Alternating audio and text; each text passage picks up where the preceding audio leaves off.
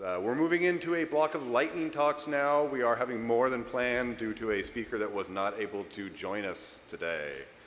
First up is Will Hargrove. Will.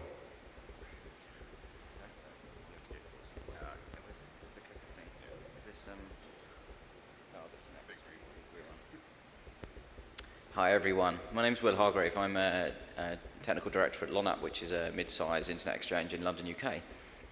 And what I'm going to talk about is a technique we've developed that reduces the impact of maintenance that an IXP operator does on the internet, basically. So, I'm going to start with simple stuff, which is kind of silly. I'm aiming a presentation at IXP operators and explaining what an IXP is, but stay with me on this. So what is an internet exchange? It's a switch fabric for interconnecting networks. BGP is the control plane, which is how the routers that are connected to it, they signal reachability for each other. So what actually happens to the production traffic on the internet exchange when the IXP operator does some maintenance? Here's a typical internet exchange. You've got two routers at the bottom there, which are the ISPs or other networks, and then we have a bunch of switches at the top, and we have a BGP session between them. All stuff, simple stuff. So I'm the IXP operator. I need to do a software upgrade on a box. So I do some stomp on that switch on the right-hand side. So what state are we in now? Well, the routers they're sitting there with their BGP hold timers running. They're still sending traffic, trying to send traffic over the internet exchange, and all the packets are leaking out onto the floor. This is all your users' data, and it's being dropped. And they're sitting there thinking, well, where's my peer? And the timers are running. So then, 30 to 180 seconds later, the whole timer expires, the dead times expire, and they tear down the BGP sessions, and they move the traffic to a different route. That sucks, right? This is not a great way to run an internet. So how can we improve this experience? Well, I've already said it causes some black holing. So we're doing it actually the wrong way around. Let's think about an ideal way of doing this. At the start of the maintenance window, we tear down the control plane, we wait for the traffic to go away, and then we do the maintenance. Okay? So the problem is I don't have logins to all of my 140 plus member routers, and neither is that a good idea. But what we can do is we can put layer 4 ACLs on the exchange operator's edge ports, blocking the BGP at the start of the maintenance window. Here's a sample ACL. So I'm blocking, say, from source address of my IXP subnet, TCP 179, i.e. BGP. You need to block it in both directions, otherwise the sessions will reestablish in the other direction because BGP can work either way. And you obviously need to do that for V6 as well. So we tested this during several LONAP maintenances. INEX have also started using this technique. Traffic typically goes away in a few minutes. And the advantage being that you remove the ACL when you're actually ready. So sometimes an upgrade screws up, like you forgot to change the boot variable and you rebooted the box and it came up with the same software. We've all done stuff like that. In this particular case, you can then restore the traffic when you're actually ready. And basically, I think this is a pretty simple technique. Everyone's I've spoken to has been pretty interested in it. Doesn't seem to have any bad effects. And makes a better internet. So we're thinking about maybe making a document of some sort about this to explain it. And that's it really from me. Any questions?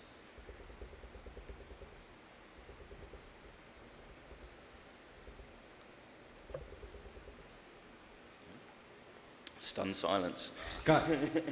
Scott Librand, Limelight. Oh, hi Scott. I saw this presentation in Europe somewhere some months ago. Is anyone else doing it since then? Yeah, INEX have started doing it, and I thought while I was here at NANOG, I would maybe explain it to some internet exchanges in this room and see whether. Or I'm also interested in networks standing up and maybe shouting at me for layer violations or messing with their BGP or any of those kind of things. So, thanks. So yeah, actually, I think this is really helpful because it has the ability to remove the control path before the data path goes away, which of course is critical to why it's able to help take traffic away from the exchanges more gracefully. This is actually something we've been doing for some time even on our own routers as a convenient way to terminate BGP sessions during maintenance periods too. Okay. So it's actually, I'm glad to see that this is getting a new application on the layer 2 side. Ish. So do you do that because it's just easier than altering the BGP config? Yeah, we do it when we take entire nodes out of service because it's easier to just filter all of them. Okay. And it allows us to control like individual links without having to associate to the layer 3. Yeah. I usually get comments like, well, why don't the members turn down their BGP sessions during the maintenance window? But I mean, we all know that no one actually ever bothers to read maintenance notifications, and they just like wait until they happen and phone up the NOC or something. Anyway, thank you. Thanks. Will, I'll echo both you and Mike. I think this is a great idea, and I'll answer that, yeah, I think it is time to propose it as a BCOP. You can do it in Equinix? Actually, Eric Rosenberry from NWAX, I was going to make the exact same comment. We actually just on Friday finished our last migration from physically Oregon Health Science University's cabinets over to a new cabinet where we have our own space for the new legal entity, which we're talking about a little bit later. And we had to move 50 members, and it was a pain because, I mean, at first we gave everybody several windows like, hey, you know, call into bridge this time, shut your sessions down, check light levels, you know, we'll run ping tests and stuff before you bring them back up. And then the last window was like, hey, we're moving you whether or not you do coordination or not. And it was a royal pain in the butt. I love the solution, and thanks for presenting this. You should definitely write it up and get it on the internet. Thanks very much. Thanks, Will. I'm going to run away now. Oh, Mike. Oh, One more. Mike Hughes, Ethernorth Consultancy. You mentioned about layer violations, and I know that I think Links had legal advice not to do layer violations. Is the idea saying basically doing the best practice, is that to deal with the specific issues there, such as not, basically you're only interfering with the signaling data and not the user data? Yeah, I mean, it's an interesting point. I think some of that is, we don't want to admit that we can do filtering on an internet exchange, but I mean, everyone in this room knows we can. One interesting thing is that we're actually blocking traffic to and from our IP addresses, the internet exchange's IP addresses, right? It's kind of, that kind of means it's rather different to blocking arbitrary internet data. Thanks, Will. I just thought it was worth pointing that out. Yeah, great, thanks. Thank you.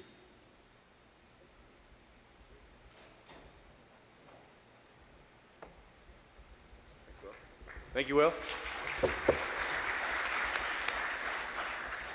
Next up, we have Lee Metcalf with CERT talking about DNS cache poisoning. Lee, welcome back to the stage.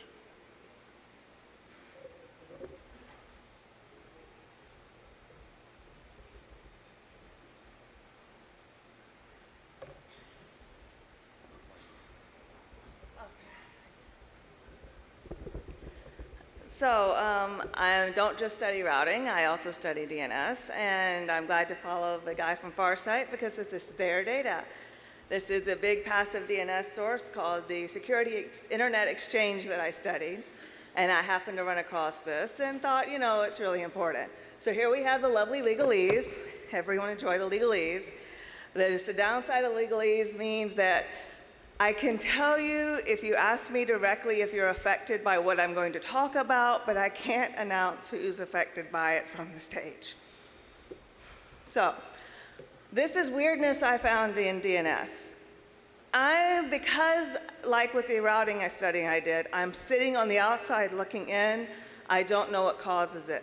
But I do know, what if the IP address you're sending email to as an MX server is not actually the IP address of the MX server you think you're sending it to?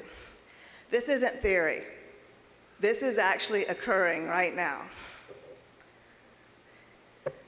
What I see, I found in the Security Internet Exchange, I see the response IP that gives back the response to the query.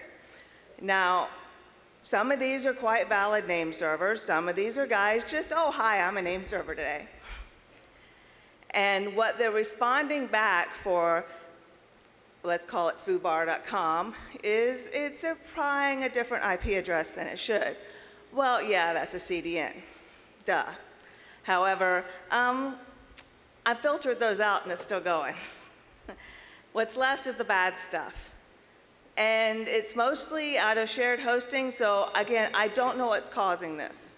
I don't know if these are name servers that have bad name server IP addresses that they're sending their queries to. I don't know if this is clients, One of the things about the Security Internet Exchange is it filters out personal identifying information. I don't know who's making these queries. I just know the response.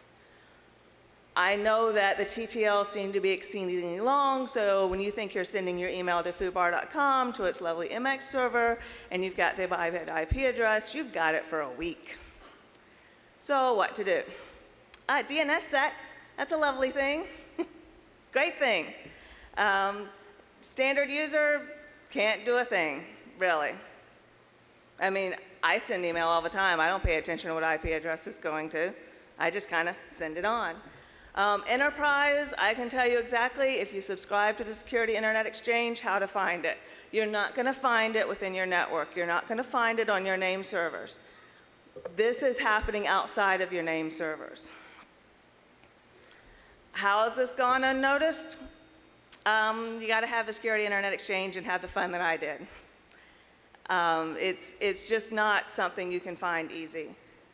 You can only really notice it if you're looking for two different values. If you expect the one value back, get the one value back, you're happy. But if you get two values back, hey, something's wrong. But you really can't find it unless you're querying the right name servers. And yay data sharing. Because of the Security Internet Exchange, that's how I found that, and that's big data sharing. Probable causes, we've kicked around any number of reasons to do this. The vulnerability team at CERT is kicking around any number of reasons to do this. I don't know what's causing it because, like I said, I'm from the outside looking in, and all I see is these IP addresses, and part of the reason it's so hard to find is some of these IP addresses actually give legitimate responses back, and they're only really targeting certain places to give the bad IP addresses back. But if it's you and you're an enterprise and you're looking directly and knowing what you're looking for through the SIE, you can find it. And do you have any questions? Like I said, if you want to know if you're compromised and you come ask me directly, I can answer that question. I just can't talk in this big thing. Quick side note, Alexander Lemon, Curator Labs. You should realize that latest countermeasures to DNS AMP, DNS rate limiting, also creates perfect opportunity for DNS poisoning because the window between responses is a good window to inject authority section. So take note. Thank you. Thank you. Great. Thank you very much, Lee. Okay, I will be here until tomorrow if anyone wants to find me and ask me if they're compromised.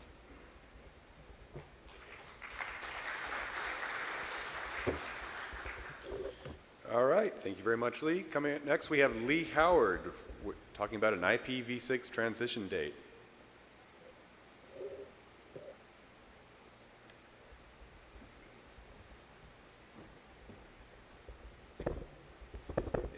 It'll surprise everybody that I'm back to talk about IPv6. There's this problem. The benefits of IPv6 are it's a network protocol, right? So there's a network effect problem that IPv6 isn't especially useful until more people are on IPv6, and the more people have IPv6 enabled, the more useful it is. But we don't all know when everybody else is going to migrate to IPv6. If only we could know when IPv6 would be better, faster, cheaper, then we could make rational decisions about when each of us needs to migrate. How can we possibly, though, figure out when when IPv6 will be better, faster, cheaper, according to the people who know? Well, gee, there's this body of network operators in North America that we could ask. So I'm going to ask. Right this second, I'm doing something that's never been done before as far as I know. Right this second, go to this URL, 3 questions. Radio buttons, pick the year that you think is the answer for each of those questions, hit submit, and I'll be back after the next lightning talk to tell you what the results are. You have to do it now because I'm going to shut down the poll in about 5 minutes so I can munge the data and come back and tell you what it says. So quick, everybody open your browser. bit.do/poll-html is the shortened URL, and I'll let you know what you told me. Thank you.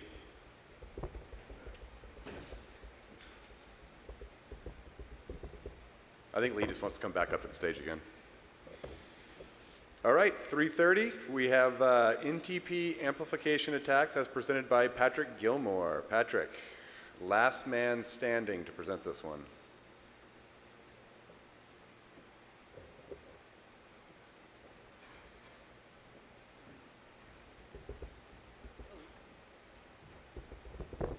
Hi, everybody.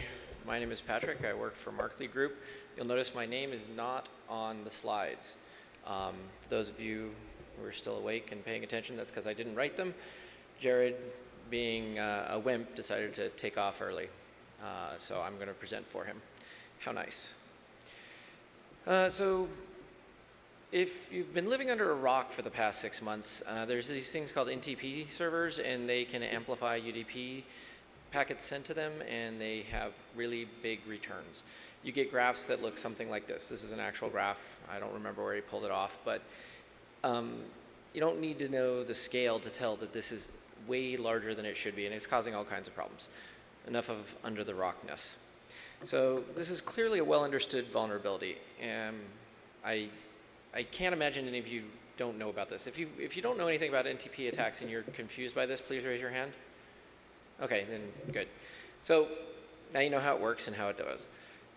Jared, in case, again, you've been living under a rock, he started something called the Open Resolver project, and this is essentially a copy of that. Now we have the OpenNTPproject.org. The methodology is pretty simple. He sends a packet to every IP address on the internet.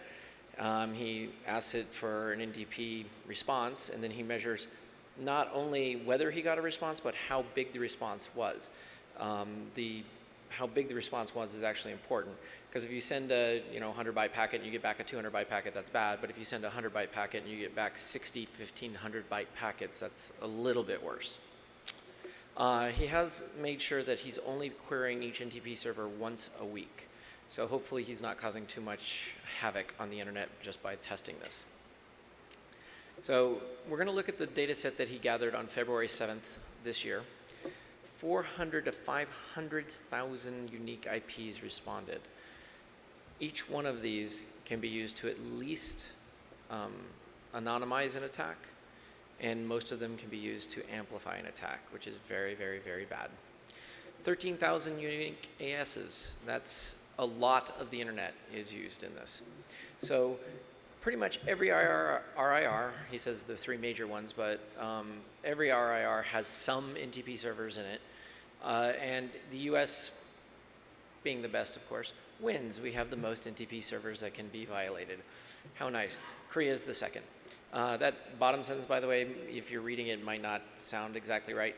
What he's trying to say is there's 80K in the US, and the second most is Korea at 30K. Korea, though most of their NTP servers are in the same AS, the United States is a non-discriminatory abuser. We let every AS do it. So nice little graph. I don't know how well you can see it from the back of the room. The pie chart is, these slides will be posted later, right? Or they're posted already, maybe. I'm not sure. So if you want to look at it in more detail, you should get the slides. But you'll notice that the pie chart is divided into three major areas, with APNIC, ARIN, and RIPE roughly equivalent. I mean, they're not exactly, but you can tell just by the shape that it's not, there's not one that just dominates everything. The tiny little slice at 2% is AFRINIC. So I don't know why he called out LACNIC earlier, saying it had fewer. AFRINIC is actually the smallest. The bar on the far left is the important one. That's the United States. It gives you a pretty visual representation of how bad we are compared to the rest of the world. So I think this is pretty topical for NANOG to explain to its members that you guys should fix your NTP servers. Gotta go to OpenNTPproject.org, find out what your NTP servers are doing and fix them, please. So this is by ASN. As you can see, the Korean ASN, or I don't know if you can read that, but the far left one is the Korean ASN that has most of the 30,000 in Korea. And then it goes down after that. It's still pretty bad. Even the one on the far right, TWC, still has hundreds of NTP servers that are abusable. It's not like 3. There's actually still a lot of NTP servers inside of TWC, the one on the far right. Sorry to call you out. At least you were the one on the far right, TWC? So this is a graph that's actually, I think, really important, because this is the worst responders. These are the ones that respond with the most bytes per query. Here, the United States doesn't look too bad. We're in third place, and a far third place. Russia is the absolute worst, as you can tell. So, and then fast hosts-internet is the worst ASN. All of these ASNs need to be fixed, but these are the ones that if you know anybody here, this is where you should talk to them, because this is the worst place that will send the most traffic back for the least effort from the botnet. Top IPs by the number of bytes. Think about this. There's a /16 that is 21 million. It's just insane. Something needs to be fixed here really bad. Number of unique IPs responding. Notice it's going down, and it's going down rapidly. So this is pretty good. But it needs to go down faster. So some conclusions. Sorry, this was a little bit of a boring talk. Remember, I didn't write the slides, but I'll take all the credit. And if you have any blame, remember to email Jared and Manish. Okay? So the vulnerability is everywhere. We don't discriminate, but the US does win by the most abusable servers, but everywhere has some. So even if you're visiting from another area, please look at your NTP servers and fix them. Just like your open name servers. Just like, I don't know, anything else. Make sure you're not a SPERF amplifier. The internet is not a fun place when people abuse things. When was NTP invented? I think 1985. And I was actually thinking about this before I came up onto stage. I was going, I think it was 85. And back then, every byte was precious, and things like TCP three-way handshake were a problem. So what we did, what they did, I had nothing to do with it obviously, is they did what they thought made sense at the time. One UDP packet in, send a UDP packet back. What could possibly go wrong? 30 years later, we're all screaming. So think about it, fix it, and please don't create any more like this. More important, the second bullet point, more important to understand the misuse potential in addition to the population at large. That's the magnitude graph, and that's very important that you get. Yeah, there are some NTP servers that can be used as a 2 times amplifier, but some that can be used as a massive amplifier. So we see different results when we examine the magnitude, obviously. The nice thing, though, is that if you keep your NTP server current, the vulnerability has been fixed. You don't have to do anything. Just, you know, CV sup and recompile and you're done, right? Shouldn't be a problem. Patch your NTP servers. 4.2.7 P26 or later will not amplify. Shouldn't be a problem. So there are also configuration fixes if you don't want to upgrade to the latest one. You should add disable monitor. You can do other things too. I don't know every single possible fix, but there are ways in your ntp.conf to make sure that you do not amplify. And also make sure that the server never ever responds to loop info or IOStats requests. Do we have any questions? Does anybody not get the point that if you let one of these things loose on the internet that everybody else will be in trouble? It's pretty much the definition of cost shifting. I've talked to a lot of people who are like, well, I don't have time to fix this. Well, what you're doing is you're hurting everyone else. And for a society to do that is not sustainable. Michael? Yeah, Michael Sinatra, ESNet. So one quick note, not just NTP servers or things that obviously run NTP. There are lots of things like NetApp filers and other devices.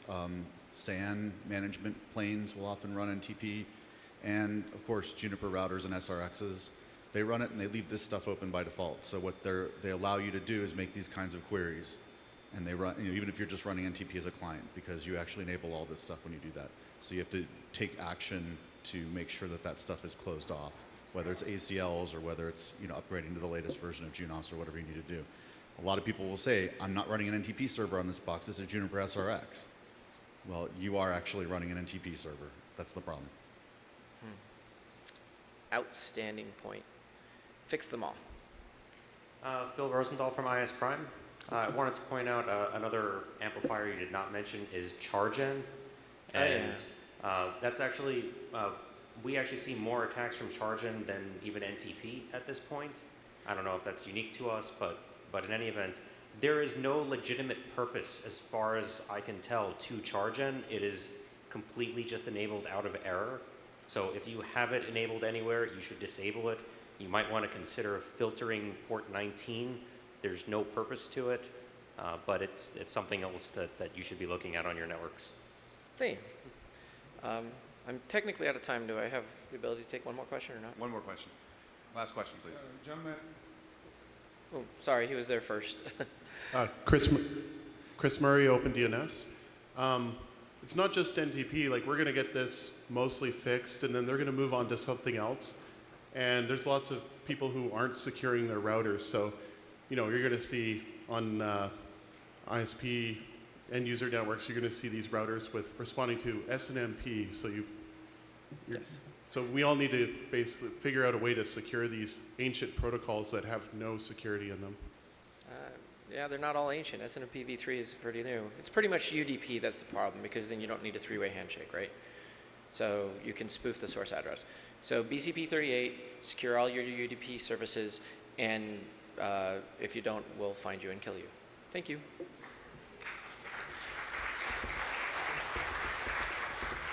Thank you very much, Patrick, Jared, and Manish. Coming up next, we have Alexander Asimov. Alexander?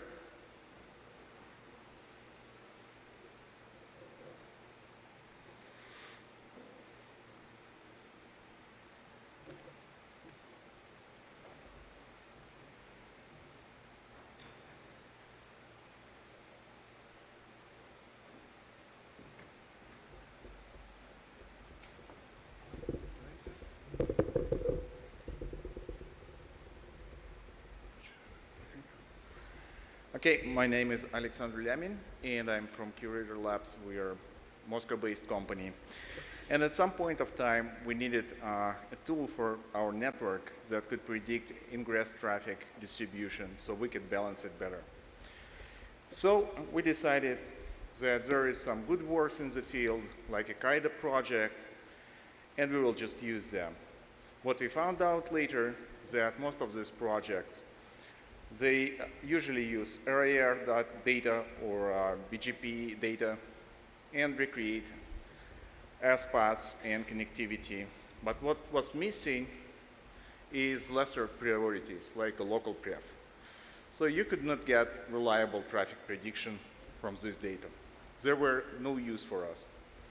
So we decided to create something more and improved on that, introducing active verification in the process. So initially we take BGP station data and BGP view data from different sources and the RAR data and approximate doing first approximation of the AS interconnection graph. And then we go through the multiple stages of active verification. And since it's a lightning talk, I couldn't describe all of them. The most simple and useful of them is just using a packet to destination autonomous system with a route record flag. So if our model is right, we will receive this packet on the node that our model predicts. And if we're wrong, we will just adjust our routing policies and adjust the model, and in the end we will get it right. Meaning that we could actually recover such things as local pref and MED and other lesser priorities that taking place in BGP decision-making process. So at some point in time, we decided that if it's good for us, it might be good for community. And we created a web interface for our tool, which right now could do next good things for you as community. You could explore a network graph, and since we recreate AS pref, local pref, we could establish AS relationships. Is it upstream, is it peer or paid peer, or is it a customer? Having this model, we introduced a constructor which allows you to easily design your autonomous system. If you connect to this upstream, will it be balanceable? Why I mean that you have like BGP as path prepending. If not, probably it's not a good idea. Before that, we couldn't find out if it's possible, and we did this tool, and right now it works for us. It probably should work for you. And since we're scanning this network anyways, we decided to add some security data in the process. The core of technology is finding out AES relationships. And there is interesting stuff about BGP. BGP is mostly not about network, but about the money. So idea is follow the money. If you see in someone peering with someone who's could sell this traffic to them, probably this is paid peer. So we could establish that, and I think we can do this quite reliably. What next? We also managed to recover all the lesser attributes and include them in the model, giving us good prediction of traffic ingress. And results could be seen in this nice dashboard on our website, and you can see what's going on with your autonomous system, or your peer autonomous system, or your neighborhood autonomous system, or your upstream autonomous system. What's the customer core, how many peers they have, and how many customers how many upstreams they have.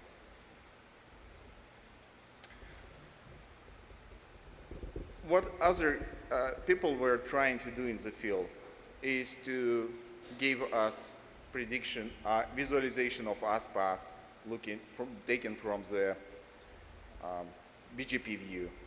And we were trying to do path prediction. And it looks like this. We don't display any paths that in RIR or in BGP but could not be used for your particular autonomous system. We aspire to only display links that can actually be used and probably used by your autonomous system.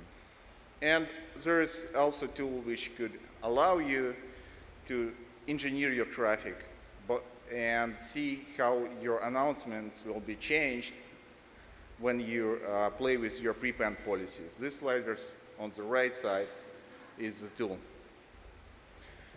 And you can also try and connect new upstream for your autonomous system and see how this will change your connectivity. Nice, right? And since we're already scanning the network, we also detecting such vulnerabilities as default route misconfiguration, DNS amplifiers, ICMP amplifiers, etc. We also display botnet activity, which was detected in your network. And we try to comprise a nice rate for you to reflect on how you do with your network performance and how network security, network performance, and network development. We also project botnet activity that is detected by our network on this graph. And as you can see, Russia is red hot. That's how these things are. What we're looking forward from this meeting. First of all, of course, it's work in progress. So there is a nice bug report button for that. And we're looking to extend features. So we want for your input how we can contribute back to community with this tool. For example, right now we're considering API, so you can do this pulling for our data automatically. So send us request features. And of course, you can establish a BGP session with our reflector, improving our data precision.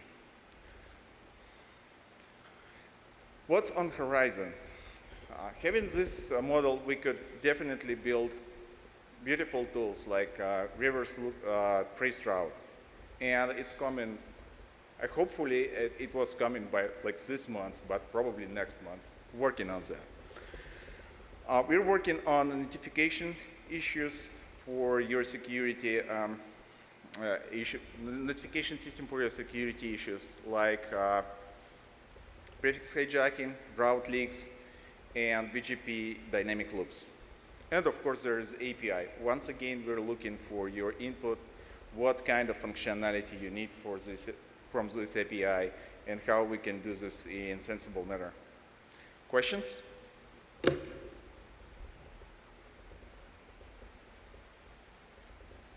Thank you. All right. Thank you very much, Alexander.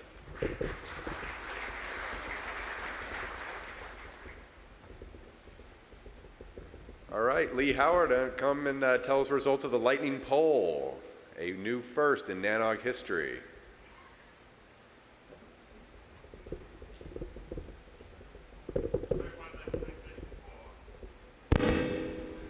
Sorry, somebody won the PlayStation 4? Who isn't? That was already given out. Paul Emmons won the third one. Oh, okay. It wasn't me, and I don't have that to offer. So the URL for the results is www.wleecoyote.com/results.html.